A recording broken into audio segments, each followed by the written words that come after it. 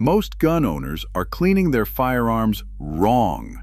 Not dangerously wrong, just ineffectively wrong, spending time on the parts that look dirty while leaving the parts that actually cause failures completely untouched. The cleaning routines most people follow came from a manual that was written to cover the manufacturer's liability, not to maximize the gun's lifespan or reliability. Run a patch through the bore. Wipe down the slide. Add some oil. Put it back together. That process keeps the gun looking maintained while carbon builds up in the firing pin channel. Extractor tension slowly degrades, and feed ramp fouling quietly starts affecting reliability round after round. This video covers what actually matters when cleaning a firearm, where failures actually originate, why standard cleaning routines miss them, and the $8 product sitting in every auto parts store that outperforms most of what is sold at gun counters for 4 times the price. There is also a section at the end on the one maintenance step that most gun owners have genuinely never heard of, and it is the one most directly connected to a gun failing at the worst possible moment. If this kind of content is useful, subscribe before this video ends. New videos drop every week. The first thing to understand is where carbon actually goes. Every shot fired sends hot gas, unburned powder, and vaporized carbon into every space it can reach. The barrel gets most of the attention because it's the most visible and the easiest to run a brush through. But that same gas pushes backward through the action, into the bolt face, into the extractor groove, and most critically, into the firing pin channel. The carbon that reaches those areas does not get addressed by standard cleaning routines. It sits there, accumulates, and eventually becomes thick enough to affect function. The barrel itself collects 2 distinct types of fouling that require 2 completely different approaches. Carbon and powder residue come off with standard solvent and a brush relatively easily. Copper, the jacket material from bullets passing through, bonds directly to the rifling lands and does not respond to most solvents at all. Running patches until they come out gray means the carbon is gone. Running patches until they come out without any blue or green tint means the copper is gone. Most gun owners have never seen what copper fouling looks like because they have never used a copper-specific solvent. The first time they do, the patches come out visibly colored even from a barrel that was cleaned the previous week.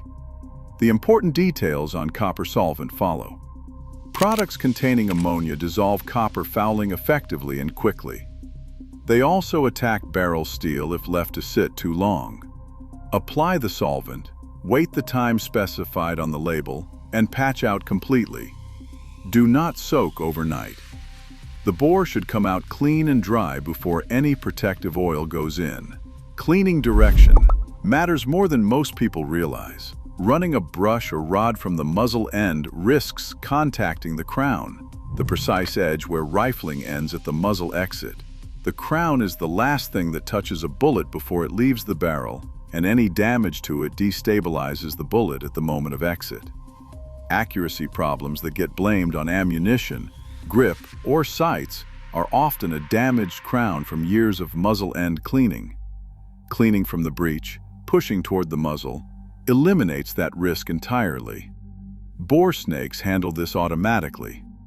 For anyone using a rod, a bore guide, a $12 plastic sleeve keeps the rod centered and protects the rifling near the chamber. The feed ramp is where reliability lives, and it is where fouling does the most mechanical damage. The feed ramp is the angled surface that guides rounds from the magazine into the chamber. Factory feed ramps are machined with generic angles and often have microscopic horizontal ridges left from the cutting process. Those ridges accumulate fouling and create friction points, particularly with modern defensive ammunition that has aggressive bullet geometry. A clean, smooth feed ramp lets rounds glide into the chamber without resistance. A fouled one creates just enough drag to cause feeding failures that appear random and that are genuinely difficult to diagnose. Cleaning the feed ramp correctly means using solvent on a copper brush to break the fouling loose, then following with a patch to clear it. The goal is a visibly clean surface, not a polished one.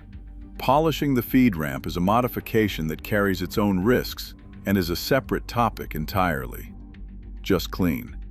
The difference in feeding reliability between a fouled ramp and a clean one can be significant, enough to notice in back-to-back range sessions. The firing pin channel is the maintenance location that causes the most consequential failures and gets addressed by almost nobody. The firing pin or striker travels through a narrow channel in the slide at very high speed every time the trigger breaks. That channel collects carbon from primer gases pushing backward through the bolt face, oil residue that migrated in from the slide, and general debris from handling and carry. Over time, that accumulation becomes thick enough to slow the firing pin's forward travel. The result is a light primer strike. The pin reaches the primer, but with less force than required for reliable ignition. The round does not fire. This is the malfunction that has no warning. The gun functions perfectly until it does not, and when it does not, it is during a live fire situation where a misfire is the worst possible outcome. Standard solvents do not clean a firing pin channel effectively because the channel is narrow, the buildup is carbonized and hardened, and oil-based products leave residue that contributes to further accumulation. This is where brake cleaner comes in. Automotive brake cleaner, a standard degreaser available at any auto parts store for around $8, dissolves carbon, oil residue, dried solvent, and fouling from metal surfaces completely, then evaporates without leaving anything behind. Gunsmiths use it constantly. It works better than specialty gun solvents on hard carbon in confined spaces and costs a fraction of branded cleaning products. The process: remove the firing pin. On most modern pistols, this takes 30 seconds and no tools. The retaining plate comes off with finger pressure and the firing pin slides out. Spray brake cleaner directly into the channel. Let it sit for 30 seconds. Run a pipe cleaner or a cotton swab through to confirm the channel is clear. Spray again if needed. The channel should come out completely clean and completely dry. No oil goes into the firing pin channel, ever. Oil in that space thickens in cold weather, attracts debris, and recreates exactly the buildup that just got cleaned out. The firing pin itself gets inspected while it is out. The tip should be smooth and symmetrical with no chips, flat spots, or visible wear on the nose. A firing pin with a damaged tip delivers inconsistent strikes regardless of how clean the channel is. The extractor is the reliability component that gets the least cleaning attention and causes the most unexplained malfunctions. The extractor is the small spring-loaded claw that grabs the cartridge rim after firing and pulls the spent case out of the chamber. It sits in its own channel in the slide, held under spring tension. That channel accumulates the same carbon and debris as the firing pin channel, but it almost never gets addressed during standard cleaning because it is not visible during a field strip. When extractor tension falls below the functional threshold because fouling restricts its movement, cases do not extract cleanly. They can bounce back into the ejection port, catch on the incoming round, and produce a stovepipe or a double feed malfunction. Those malfunctions often get blamed on the ammunition, on limp wristing, or on the magazine, because nobody thinks to check the extractor channel. Removing the extractor for cleaning requires a small punch to depress the extractor depressor plunger. It takes about 60 seconds on most platforms. Use brake cleaner in the channel, follow with a cotton swab push through, then reinstall. The extractor should snap back into place with noticeable spring tension. Sluggish movement with light finger pressure means the channel still has buildup restricting it.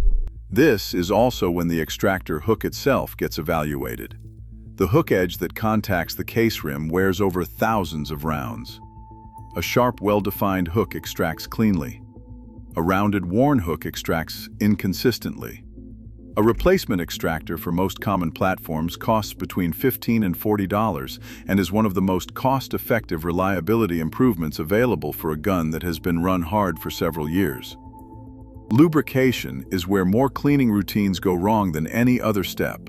Not from too little oil, but from oil applied in the wrong places.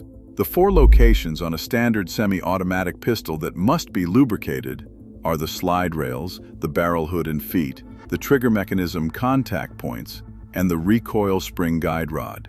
Every other location that typically gets oiled is either unnecessary or counterproductive. The slide rails need an actual bead of oil on each rail, not a thin wipe. Under the forces generated by cycling at full speed, thin oil films shear off almost immediately. The rails need enough lubrication that a small amount of excess can be wiped away after the slide is racked by hand. The barrel hood, the part of the barrel that locks into the ejection port during firing, takes significant pressure with every shot. A drop of oil where the hood contacts the slide, and another where the barrel feet contact the frame, applied every few hundred rounds, preserves the lockup geometry that accuracy depends on. The trigger mechanism contact points, the connector trigger bar, and cruciform should use dry lubricant rather than oil. Graphite or PTFE-based dry lubricant reduces friction at those points without the migration risk of liquid oil near the firing pin channel or primer. Applied correctly, dry lubricant at the trigger contact points smooths the pull noticeably without introducing any reliability risk. The recoil spring guide rod, not the spring itself, gets a light wipe of oil to prevent the surface oxidation that creates drag in the spring channel over time. The spring itself runs dry. Slide rails on the frame, 1 drop. Barrel hood and feet, 1 drop each. Trigger contact points, dry lubricant. Guide rod, light wipe. Everything else should be clean and dry. The frame interior, the magazine well, and the fire control components beyond the trigger contact points need none of that oil, and oil in those areas attracts debris and creates problems. Magazine is treated as a separate item from the gun by almost every cleaning routine. That separation is where feeding problems that get blamed on the gun actually originate. Magazines fail more often than guns do, and they fail quietly, in ways that are not always obvious until a round fails to feed at the wrong moment. The feed lips at the top of the magazine control exactly how a round is presented to the chamber. Any deformation, any asymmetry between the 2 lips presents rounds at a slightly wrong angle. The chamber does not catch them cleanly. The gun jams in ways that look random but are entirely predictable once the magazine is the identified variable. Disassembling a magazine takes less than a minute. A punch or bullet tip depresses the base plate lock, the base plate slides off, and the spring and follower come out. The tube interior gets wiped clean. The feed lips get examined for symmetry. Both sides should be at identical height and angle with no visible deformation.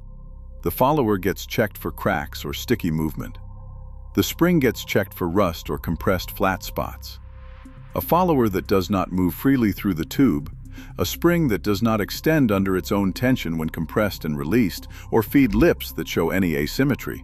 Any of those is a reason to retire the magazine, not clean it and put it back in service. For anyone carrying for self-defense, rotate carry magazines through this evaluation every 6 months and replace them every 2 to 3 years as standard practice. Magazines are cheap enough that running a questionable one is never the right economic calculation. The outside of the gun during cleaning is a diagnostic tool, not just a cosmetic surface. Rust spots on any part of the finish indicate that moisture has compromised the protective coating in that location. A small rust spot, if addressed immediately with a rust eraser and fresh oil, remains cosmetic. The same spot ignored becomes pitting, actual metal loss that cannot be repaired.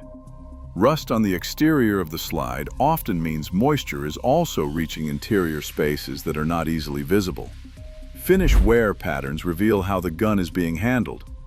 Unusual wear on the dust cover suggests holster contact that is putting lateral pressure on the frame during carry. Wear on the rear corners of the slide can indicate a racking technique that is applying side force rather than straight rearward force. Neither of those patterns causes immediate problems, but they reflect habits worth examining because they sometimes cause other issues over time. Grip screws back out under recoil. On guns with removable grip panels, Checking grip screw tightness during every cleaning session prevents the slight wobble that develops when screws loosen over thousands of rounds. Blue thread locker applied during reinstallation at correct torque solves this permanently. The cleaning cadence question has a more specific answer than most general guidance provides. For a range gun used regularly, a few hundred rounds per session, a complete field strip cleaning after every range trip is the baseline, not a wipe down. A full strip, brake cleaner in the carbon-heavy areas, proper lubrication at all 4 friction points, barrel cleaned from the breech, extractor channel and firing pin channel inspected. For a carry gun that gets handled and holstered daily but does not get shot frequently, a complete inspection every 30 days regardless of round count is the appropriate cadence. A carry gun accumulates lint, humidity, skin oil, and debris from daily movement that has nothing to do with shooting. A gun that has not been fired in 3 months but has been carried every day is not a clean gun. Round count matters independently of time. Recoil springs are typically rated for 3,000 to 5,000 rounds before replacement, depending on the platform. Firing pins develop metal fatigue. Extractors wear. Maintaining a rough round count and replacing wear components on schedule is the same logic that goes into preventive maintenance on any precision machine, changing oil before the engine shows damage rather than waiting for the damage to appear. The $8 can of brake cleaner is not a shortcut or a hack. It is a professional tool that has been in use in gunsmith shops for decades, kept off the consumer radar because the margin on specialty gun cleaning products is significant. Combined with correct lubrication, a systematic approach to the components that actually fail, and a maintenance cadence that reflects how the gun is actually being used, it is the entire foundation of a cleaning routine that keeps a firearm running indefinitely. The standard cleaning routine most people follow keeps a gun looking cared for. This routine does not keep it actually functioning. Subscribe if this kind of breakdown is what you are looking for. Every week there is another layer of this, the maintenance steps that do not make it into the manual, the failure modes that get misdiagnosed, the details that separate a gun that runs forever from one that starts letting its owner down. Hit the button. It costs nothing.